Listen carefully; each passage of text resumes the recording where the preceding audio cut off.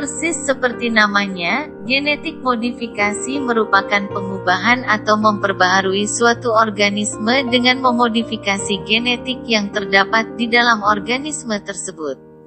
Genetik modifikasi dibuat untuk memaksimalkan kualitas suatu genetik pada produk sehingga dapat memenuhi kebutuhan manusia dengan baik. Seiring berjalannya waktu, genetik modifikasi dapat dijumpai hampir di semua produk yang terdapat di supermarket. Badan Pangan Dunia atau FAO memprediksi adanya krisis pangan pada tahun 2050 mendatang, dikarenakan jumlah penduduk bumi yang membludak dan akan menembus 9 miliar individu. Hal tersebut menuntut sektor pertanian dan pangan untuk lebih produktif dalam memproduksi makanan. Para ilmuwan dan sektor pertanian tengah mengaplikasikan genetik modifikasi dalam memproduksi makanan agar proses produksinya dapat berlangsung dengan produktif, yakni dapat mempercepat panen pada bahan makanan dan menghasilkan pangan dengan porsi yang lebih besar. Lantas, apa dampak buruk akan genetik modifikasi? 1. Makanan genetik modifikasi atau kerap disebut transgenik cenderung lebih memicu alergi dan apabila dimakan terus-menerus akan ada resiko kanker. Karena makanan transgenik membutuhkan proses yang lama sehingga dibutuhkan sedikit atau banyak pengawet dan bahan aditif lain seperti racun hama yang terdapat pada jagung dan lain-lain, tergantung jenis makanan masing-masing. 2.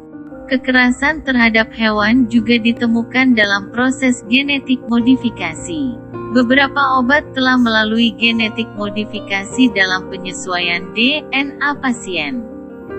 Sebagian obat-obatan telah melalui uji coba yang dilakukan kepada hewan secara merugikan pihak hewan. Hewan-hewan tersebut dimasukkan ke dalam kandang dengan kepala terikat keluar dari kandang lalu menyuntikkan, mengoleskan atau meneteskan ke beberapa kelenjar bening hewan percobaan seperti mata, hidung atau mulut. Biasanya para ilmuwan juga melukai punggung hewan percobaan dan mengoleskan atau meneteskan obat yang akan diuji. Tidak hanya itu, produksi susu sapi dan dagingnya juga terkadang melibatkan kekerasan. Hal ini tentunya sangat tidak baik. 3. Keanekaragaman hayati hewan pun mengalami ancaman serupa. Ini ditunjukkan dari hasil uji laboratorium pada tanaman transgenik yang mempunyai gen resisten pestisida, yakni jagung BT. Serbuk sari jagung BT yang ditaburkan pada daun milkweed menyebabkan kematian larva spesies kupu-kupu monarch, Danaus plexippus. Losey et al., 1999.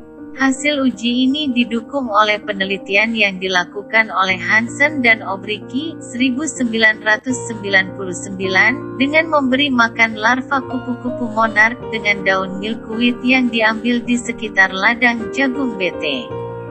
Studi ini menunjukkan bahwa jagung BT meracuni kupu-kupu monarch yang hidup di sekitar ladang jagung tersebut.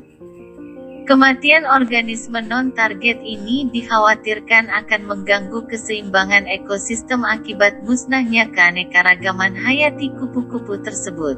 4. Produk genetik modifikasi juga berdampak kepada ekonomi. Petani atau penghasil bahan pangan yang tidak menggunakan genetik modifikasi cenderung akan lebih tidak laku dibanding produk yang sudah memodifikasi genetik.